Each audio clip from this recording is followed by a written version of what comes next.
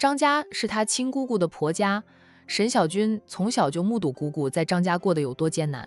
他们沈家靠着拆迁成为土豪，家里有很多房子铺子出租，资产近亿。他姑姑嫁入豪门且艰难，更不要说海童了。沈小军并不是要贬低海童，他只是实话实说。海童姐，海童和她老公约会去了。张念生的脸色一下子变得煞白，很快他就在店里寻找海童的身影。沈小军由着他把店里的每一个角落都找遍。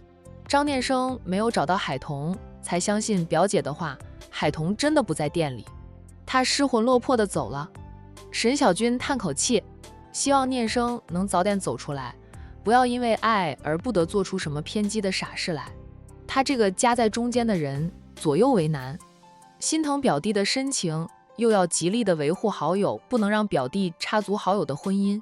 西郊度假山庄，战印婆孙俩不是以战家老夫人和大少爷的身份前来，他和别人那样在停车场上找了个车位停好车，然后带着大家去买票。对，度假山庄是经营性的，需要买门票才能进去。买好了票，他把票递给海童，从海童手上抱过洋洋，我抱着洋洋，免得累着海童吧。洋洋的儿童手推车搬下来，让洋洋坐着车，我们推着他走，轻松点。战印当即把车钥匙交给梁姨，然后梁姨去车上把洋洋的儿童手推车搬下来。验过票后，一行人进了度假山庄。一入山庄，海童就被山庄的秀丽吸引住，他边走边说道：“这是园林式的，是园林风格，不过分中式古典园林以及法式园林，前面部分是中式的古典园林，后面才是法式的园林。度假山庄太大，逛上一整天，只能走马观花。”夫妻俩推着洋洋走在前面，老太太和梁姨在后面。阿良，你去推着洋洋，咱们仨走一块，让他们小夫妻俩走一块约约会吧。梁姨小声说道：“大少爷连大少奶奶的手都不敢牵，算什么约会？”老太太瞪了他一眼，也小声说：“没看到彤彤推着洋洋走吗？阿印就算想牵他的手，都找不着机会。”梁姨哦了一声：“是哦，那我去推着洋洋走，自然点，别太刻意。”知道。两人商量了对策后，跟上了夫妻俩的脚步。海童走走停停，他要拍照。海小姐，我推着洋洋吧。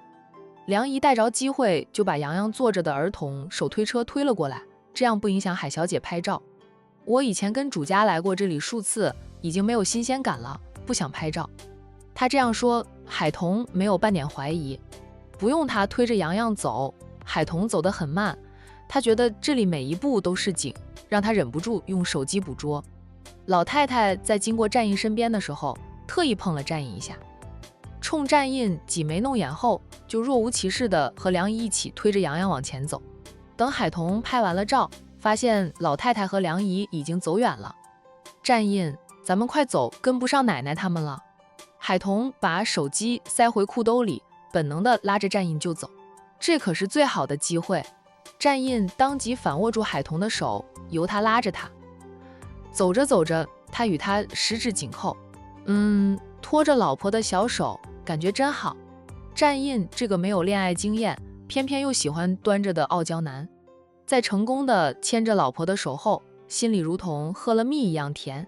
海童察觉到他紧扣着他的手，低头看了看两个人十指紧扣的手，是他扣着他。他悄悄地瞄了瞄战印，见他面上还是那副高傲冷冽的样子，他在心里腹诽着，一本正经地占便宜。于是呢，他用拇指在他的掌心勾画几下，当他看向他的时候，他也是一本正经地看着前方。论一本正经的占便宜，他也不会输的呀。战印的嘴角弯了弯，他就喜欢海童这个性子，不害羞，想干嘛就干嘛。等你姐的事情解决后，有空我再带你来这里住上几天。他指指远处的那些木屋别墅，住在那些房子里，感觉还不错。你说话算话，我什么时候骗过你？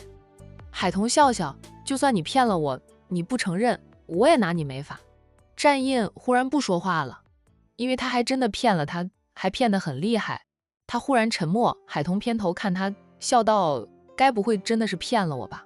战役一时间不知道该怎么接话，好在海童的手机响了起来，算是解了他的围，让他松了口气。打电话给海童的是商小飞。海童，你今天不在店里吗？商小飞去了书店，没有看到海童，他才会打电话。我今天出来玩了。商小飞来了兴致，问他你在哪里玩啊？我正是无聊得很，你发个定位给我，我现在过去，咱们一起浪一天。我在西郊的度假山庄，等会就把定位发给你了。海童身边的战印听到他这样说，握着他的手都紧了紧。那个商小飞真的是阴魂不散，他难得和海童出来约个会，他还要跑来凑热闹，不知道电灯泡是惹人嫌的吗？对了，你和谁在一起？我和我家先生还有他奶奶，奶奶心情不太好，我们夫妻俩带他老人家出来散散心。商小飞听了后遗憾的道，那算了，我不过去了，你们玩吧。下次你再去度假山庄跟我说一声，咱们有个伴。你好好的玩啊，那里的风景很好，是战氏集团旗下的产业。海童随口说了句，这是战氏集团旗下的产业啊。他们家还真是家大业大，走到哪里都是他们家的产业。商小飞笑了笑，说道，管成首富可不是吹出来的，他们家是真的财大气粗，实力强大，风水好的地方都被他们家抢先买完了，打造出来的度假山庄特别受欢迎。海童说了句，他们家的当家人眼光毒。商小飞默了默后，尽量让自己的口吻平常点，说道，战少的眼光的确毒辣，战氏集团交到他手里，那是蒸蒸日上，我大哥拍马追都追得很辛苦。海童知道他对战大少爷的深情，不想在这个话题说得太多，免得商小飞心里难受，很快变换了话题。聊着聊着，商小飞聊到了自己现在要做的事情。他说道，我大哥怕我闲着就会想着战少，更加的难受，就给我派了事情，让我全力去寻找我小姨。你小姨？海童对商家的事情并不清楚，只知道商家是仅次于战家的豪门，唯一认识的商家人就是商小飞。海童说来，我妈和你姐妹俩很像，我外公外婆也是早亡，没有亲戚肯收留我妈姐妹俩，最后我妈姐妹俩被送到了孤儿院。在孤儿院生活了一段时间，我小姨由于年纪小还不懂事，长得也可，就被一对婚后多年都没有生育的有钱人收养了。我妈留在孤儿院，但她时刻都记着我小姨。长大后，我妈有了能力，就开始寻找我小姨，无奈以前要找一个人很困难，不像现在这样互联网发达，放到网上去容易引起注意，找人就容易些。我妈找到现在都还没有找到我小姨，前段时间倒是找到了当年收养我小姨的那对夫妻，我们都很高兴，满以为能帮我妈找到了小姨。谁知道我们陪着我妈过去问及那对夫妻我小姨的下落，对方却说不知道。海童听的都跟着紧张起来，问道，怎么会不知道的？那是他们收养了你小姨，是不是他们不想让你小姨与你妈相认，故意说不知道？不是，商小飞愤愤的道，是他们收养了我小姨1年后，他们就有了自己的孩子，对我小姨就月月不顺眼，非打即骂，还担心养大了我小姨会和他们亲生的孩子争家产。夫妻俩一合计，就把我小姨转手送给了另一对没有生养的夫妻。海童听的也是很生气，他们本来没有生育，是领养了你小姨，才有自己的孩子，那是你小姨带给他们的福气，他们理应对你小姨更好才对，既然对你小姨非打即骂，还要把你小姨转送给别人，太过分了。他们也没落得好下场，自己生养的孩子是个二世祖，吃喝嫖赌抽，五毒俱全，如今败光了他们积攒的家产，还经常打骂他们。商小飞到那对夫妻的下场后，没有半点同情，反而觉得大快人心。那你们有找到第2对领养你小姨的夫妻了吗？找到了，但他们家里条件不好后，觉得养不起我小姨，也把我小姨送人了。当我们找到第3家收养过我小姨的人家时，发现那家人都病亡了。海童听得心一揪，我小姨也不知道被送到谁的手上，好不容易有点消息，又断了线。我妈心情低落，前段时间我和我爸才陪着我妈去度假散心的，他为了战印早早就回来了，父亲还陪着母亲在外面散心。现在我继续帮我妈寻找我小姨，老天爷若有眼的，知道我妈这般牵挂着我小姨，肯定会让我找到她的。啊，海童说道，会的，一定会找到的，说不定你小姨也在找你妈妈呢。你把你妈姐妹俩的事发到网上去，说不定你小姨到了就会与你们联系。我妈说分开的时候我小姨太小，没什么记忆的，如果没有人告诉她，她压根儿想不起来。我妈在和小姨分开时，姐妹俩照了一张相，姐妹俩各有一张相片，想着凭相片相认，可惜的是我小姨那张相片被第一对收养她的夫妻俩烧毁了。我妈的相片还保存着，隔了几十年，就算它保存的再好，也不好辨认。我哥也把这个相片发到互联网上，也没有半点消息。想找到我小姨，除非我小姨的儿女长得像她，能被我妈偶然到，才能找到小姨，否则都很难找到。但那样的机会几乎为零。皇天不负有心人，小飞，你们总有一天能找到你小姨的。海童除了给商小飞打气，什么忙都帮不上。商家有钱，有势有人脉，遍寻多年都找不到商家的小姨呢。他一个无权无势没人脉的人，更没有那个本事了。希望能早点找到我小姨，让我妈姐妹俩重逢。海童，你要是知道有谁是被收养的，跟我说一声，我不放过任何一个可能性。海童一下子就想到了自己的母亲，他问商小飞，你小姨今年多大？54岁，我妈跟我小姨有50年没有见过面了。海童沉默了一会儿后说道，我妈要是活着也是54岁。我妈其实不是我外公外婆亲生的，她是被我外公外婆捡到并收养的。我妈只生了我和我姐，你也见过我和我姐的了。被收养的人太多，海童不会把自己的母亲和商家小姨重叠。商小飞又是见过姐妹俩，她姐长得像她妈妈，商小飞到她姐没有半点反应就可以排除了。商小飞是知道海童姐妹俩的父母早在15年前就车祸双双身亡，他想着自己的小姨不会那样短命的，也没有多想，问着海童，除了你妈，你还知道有谁是被收养的吗？我们老家那边有不少没有女儿的人家都收养过女儿，不过年龄上对不上。你小姨和你妈相像吗？不像，我妈像我外公，我小姨像我外婆，我们兄妹3人则是挑着父母的优点来尝，既像爸又像妈的，不过我想多少都会有点相似点的吧。海童说道，那我没有见过和你有点像的中年妇女。哎，你改天把你妈和你小姨的合照发给我，我帮你留意一下。好，我等会儿就发给你，就是拍照时，我小姨还是个幼儿，女大十变的，现在也不知道长成什么样。海童，没事，发给我，我有空了就给你小姨画画像，想象一下她长大后的样子，画出来，那样你们容易找。商小飞，海童，你还会画画啊？太好了，我怎么没想到这个法子呢？海童笑道，所以说遇到困难的时候要说出来，3个臭皮匠胜过诸葛亮呢。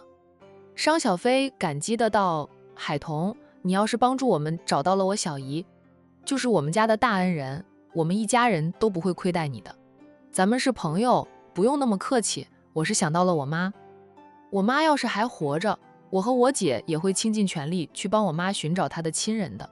母亲死了10几年，海童对母亲的印象都不深了。幸好姐姐长得很像母亲，她看着姐姐才能记住母亲的样子。海童，我不打扰你和你先生约会了，玩得开心点。什么时候举办婚礼，一定要通知我，我给你当伴娘。商小飞打趣了海童2句，就主动地结束了通话。又是那位商小姐，战印若无其事地问着。小飞本想过来跟咱们一起的，听说我和你在一起，他就不想过来了。战印在心里冷哼，算他识相。小飞其实很好的，你们老板，想到战大少爷都戴上了婚戒。海童叹气，他们俩就是有缘无分。你们俩聊什么了呀？我听你提及我丈母娘。战印错开话题，不想老是和他聊着他的八卦。海童与他肩并肩，手牵着手往前走着，边走边说道：小飞说他现在重心放在寻找他的小姨这件事上，有事情做也好一点，免得他老是想着占大少爷。没想到商太太是在孤儿院长大的，她还有个妹妹被人领养了，但后来被转手数次，导致她现在找不到妹妹。我妈也是被我外公外婆收养的，但我妈却没有亲人寻找她。她对幼时的事又没有记忆了，记得的就是她上一家的养父母也喜欢打骂她，她受不了就逃出来了。她逃出来时也才7、8岁大，没有自养能力，饿得晕倒在路边，才被我外公外婆捡到收养了，过上了安稳的生活。后来遇到我爸，嫁给我爸，生了我姐妹俩，我爸妈都会挣钱，家里条件越来越好。她没有再说下去，那些事战印都知道的了。商太太惦记着她的妹妹，一家人出钱出力，从不放弃寻找她。商家小姨或许也有过不幸，但她比我妈幸运多了，至少还有亲人惦记着她。我妈却不记得自己有没有亲人了，又是生活环境老是变动，又老是挨打挨骂挨饿，还大病过一场。7、8岁前的记忆她都忘得一干二净。战印握紧她的手，沉声说道：你妈没有亲人寻找，要么是她的亲人都不在了，要么就是她被抛弃的。以前那个年代，很多人生了女儿不喜欢扔掉的。海童想了想，说道：也是，如果我妈是被抛弃的，就算有亲人，也不必去找。提及王母，海童心情变得低落。战印，我好想回去拜祭我父母。从他们赶我姐妹俩离开海家村后，我们就没有给我爸妈上过坟。他们不让我们去上坟，警告过威胁过我们，我们要是敢偷偷的上坟，就把我妈的坟地都夷为平地。后来还把我爸妈的坟地迁移，现在我都不知道我爸妈的坟地在哪里了。海童不愿意与老家的极品亲戚和解，主要是他们做得太过分。那是他姐妹俩的父母，他们都不让他们回去上坟。以前他们年纪小，没有能力反抗，现在长大了，他们却把爸妈的坟地迁移，不告诉他们，让他们想上坟都找不着地儿啊！做事做得这么绝，现在想和他和解，他做不到原谅。战印停下来，海童也跟着停下。夫妻俩四目交视，战印扳着他的双肩，承诺地道：海童，总有一天，我能让你们回去给你爸妈上坟，你爸妈留下来的房子也能拿回来的，那是肯定的。我还要跟他们打官司，把我爸妈的房子要回来。既然有这样的自信，就不要再低落了。我们今天是出来玩的，要玩的开开心心，以前遗留下来没有解决的事情，一件件来处理，总会一一解决的。他把海童揽入怀里，手臂收力，沉声说道：有我呢，天塌下来都不用担心，我会帮你撑着来。海童没有挣扎，静静地微靠在他的胸膛上，片刻后他才离开他的怀抱，脸有点红。这么多人，战印若无其事地牵起他的手，牵着他继续往前走。咱们是夫妻，又不是偷情的，怕什么人多呀？怪不得我姐老师要我对你好一点，他早就用行动闯过了他姐的那一关。闪婚后，夫妻俩相处，海童就知道这个男人虽说有缺点，但优点多过缺点。再说了，人人都有缺点，他自己也浑身都是缺点。大是大非面前，战印比周鸿林那个渣男好太多了。海童那颗本就有点躁动的心，再次为了战印狂热起来。他一定要找机会偷到他的那份协议，毁了，然后他就可以肆无忌惮地撩他，撩到手了。成了真正的夫妻，他就不会再提及半年之约的事了。偏头看看他那张时刻都绷着的脸，海童叹口气，他还是先把自己的心脏练得强大一点吧，否则扒光了他，对着他那张棺材寒冰脸，他满腔的火能马上熄掉。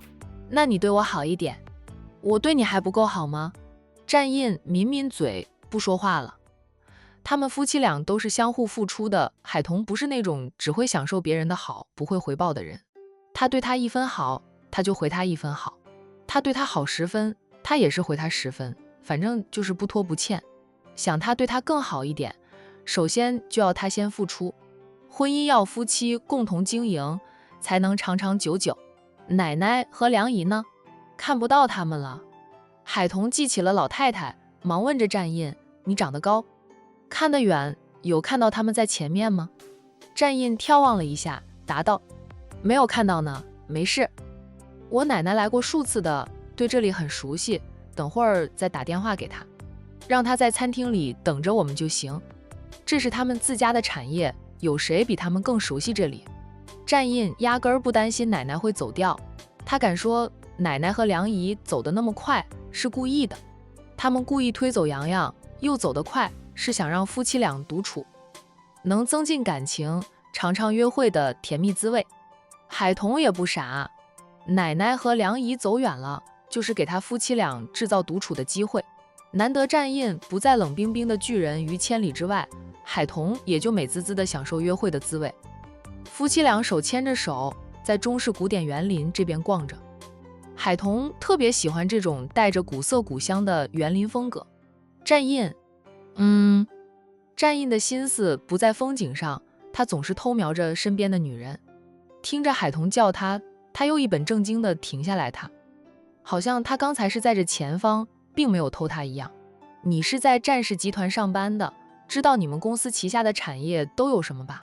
像这样的度假山庄，你们老板家里投资了几个啊？战印想了想后说道：我们公司在各大城市都有分公司，投资经营各行各业，不过像这样的度假山庄，只投资建造了2个。因为选址很困难，投资打造这样的度假山庄需要的资金也是极大的。这个度假山庄是我们公司独资的，远在江城的那个度假山庄则是与江城首富合资建造的。因为距离远，主要是交给对方管理，我们就拿点股份分红。海童眺望着，别说整个山庄了，仅是中式园林，他都一眼不过来。战印也说逛上一整天，也只能是走马观花，可见这个度假山庄之大。你们老板家里不愧是管城首富啊，就是财大气粗，到处都有他们家的产业。战印不说话，他们战家在管城经营了好几代人，财富都是靠一代代人积攒下来的，再加上家无二世祖，故而战家的财富是越来越多。现在问他战家到底有多少钱，战印都算不清，反正千亿是有的。海童忽然拍了拍他的肩膀，他不解的他：战印，你姓战，也在战氏集团上班，只混了个总出来。人家也姓战，却混成了首富，你加油呀！你这个姓氏说出来，人家都会以为你是首富家的少爷啊。战印笑了笑，国内富豪多了去，跟他们同姓的人更多，又有几个人是富豪家里出来的少爷啊？天底下同名同姓的人都多了去呢。海童也笑，也是别人知道我姓海的，都会问我海瑞是不是我的祖先，我查过了，我们祖上与海瑞真没关系，不过是同姓而已。海童，战印忽然试探地问着，如果我是首富战家的少爷，属于亿万富翁，你相信吗？海童哈哈地笑，说道：你要是有证有据的，我就相信；没有证据证明你就是亿万富翁，打死我都不相信。亿万富翁又不是普通人，你以为通街都是啊？我和你属于闪婚，要是这样随便闪个婚，都能闪个亿万富翁，天都下红雨了吧？虽然他在战氏集团上班，也姓战，是很容易让人怀疑他和首富家有关系，但他开的车、住的房，日常与他一起的花销，和普通人没有两样。再说了，他要是首富家的少爷，怎么可能会娶他这种无权无势无背景的女人为妻呢？哪怕他就过他奶奶，也不必牺牲他的这个婚姻来报答吧。都说豪门里的老太太不好相处的，奶奶却很好相处，就和普通的老太太一样，平时衣着也朴素，怎么都不像豪门里的老太太。战印眼神深深，他摸了摸他的头顶，声音低沉：你是个很现实的人，不做梦。我是活在现实生活里的人，做梦也要做什么梦？像那种不切实际的梦，做了也是浪费时间，影响睡眠。战印抿抿嘴，不说话了。逛了半天，夫妻俩才跟老太太他们碰头。午餐是在餐馆里解决的，那餐馆也是古色古香的，要不是里面的设施现代化，海童都以为自己穿越回古代，进了客栈呢。洋洋今天特别高兴，老太太和梁姨带着她去喂鱼，她想要多少鱼饲料都买给她，反正让她喂鱼喂到过瘾。玩得开心也容易累，饭都没有吃完，洋洋就窝在海童的怀里睡着了。阿印，奶奶年纪大了，走不了那么远，下午你带着彤彤去逛吧。我和阿良带着洋洋在这附近休息，等你们逛完了就回去了。来这种地方还是要住下来才好，那样可以慢慢的欣赏。战印淡淡的嗯了一声。海童说道，要不回去。老太太说道，来都来了，总要逛完的，才逛一半就回去，买的全票就亏了。彤彤，没事的，你就和阿印去逛逛法师园林，奶奶来过几次，不逛了也不亏。洋洋，你不用担心，有我和阿良照顾着。在老太太的建议下，海童想着不能让买的票亏了。饭后略作休息，就与战印继续闲逛。着战印大胆地牵着海童的手，从背后小夫妻俩显得恩恩的。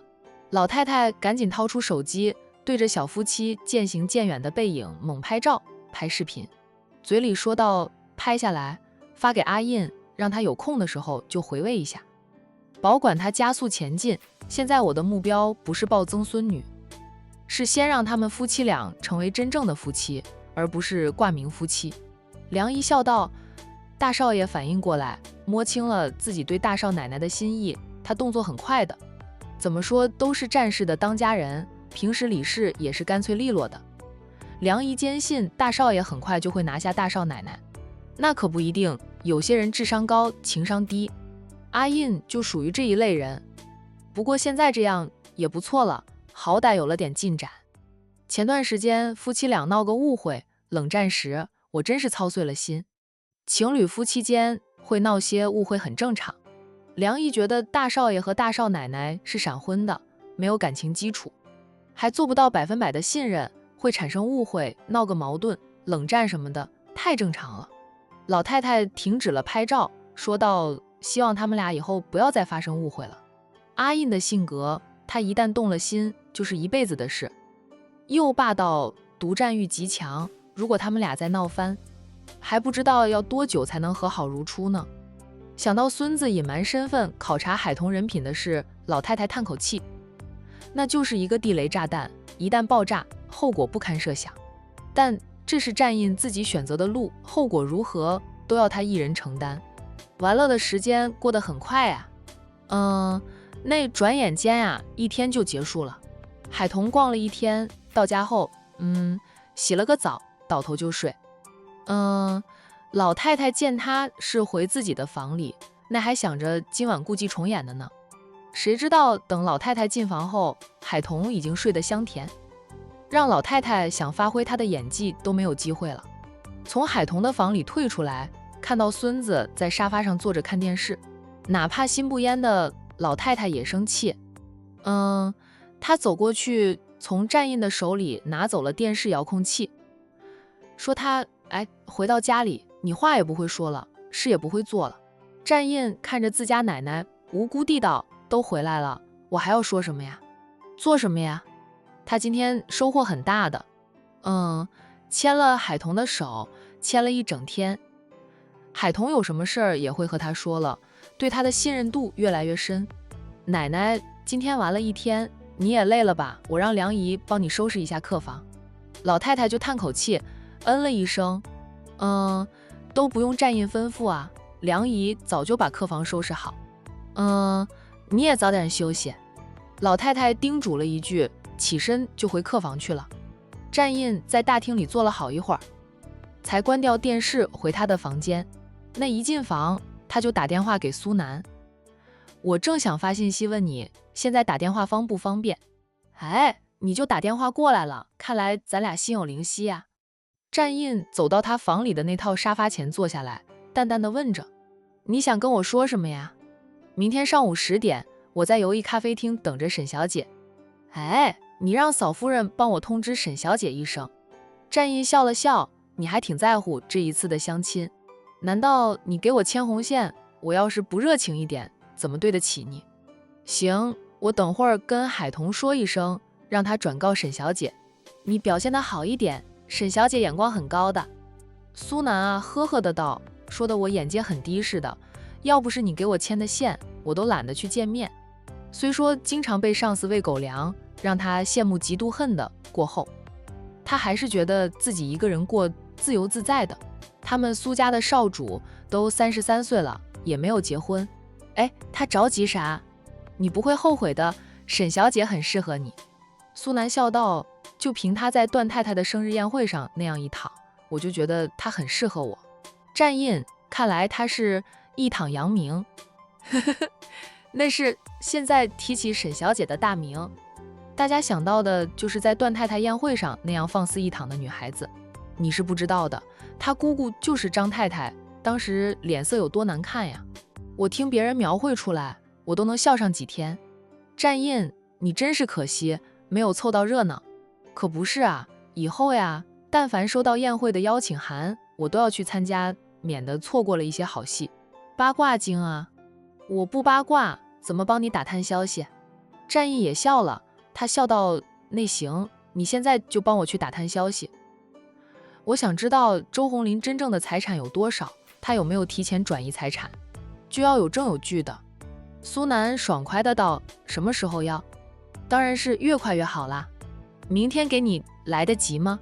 可以，明天正式谈离婚的时候，握着周红林财产的证据，底气足。你为了你大姨姐离婚一事，真是操碎了心，公司是你的，都不见你为公司操碎了心呢。战印默了默后说道，海童现在对我充满了感激，感激不是爱，你还得多做点让他能爱上你的事情。不过你能帮他解决问题，他会觉得你这个人很厉害，对你越来越依赖，不知不觉间就动了心。苏南没有女朋友，但分析起来呢，却头头是道。那分析完，他反问战印，哎，你爱了吗？你别想着让嫂夫人爱你爱得死去活来，自己却动都不想动，那样就是玩弄嫂夫人的感情。战印，你跟我说说怎样的反应证明是爱一个人？牵了他的手，就很紧张又很兴奋，那样算不算爱？看到他笑，自己心情也变得愉悦，又想亲他，是不是爱？哇靠，战印，你可以啊，这么快就发展到这种地步了。我还以为你只知道黑脸、抿嘴、瞪眼、不理人呢。战印想挂电话，也就是苏南才敢在他面前肆无忌惮地取笑他。谁叫他要倚靠着苏南来打探消息呢？我早就说你在乎你那个闪婚妻的了，你还死鸭子嘴硬啊？不承认啊？嫂夫人就是跟张念生吃了一顿饭，你都发飙几天，那浑身冒着酸味，还说自己不吃醋。话说你狂吃醋的时候，真够折腾人的。战印一脸黑，我没吃醋，现在鬼都不信你。哎，我先打电话让人去查周红林名下财产，以及他家里人这名下是否有大笔的存款，改天再跟你讨论你有没有吃醋的问题。苏南说完，还不忘叮嘱着战印，记得帮我通知沈小姐，我明天上午10点在友谊咖啡厅等着她。我手里会拿着一支红玫瑰。知道了。战印好笑的应着。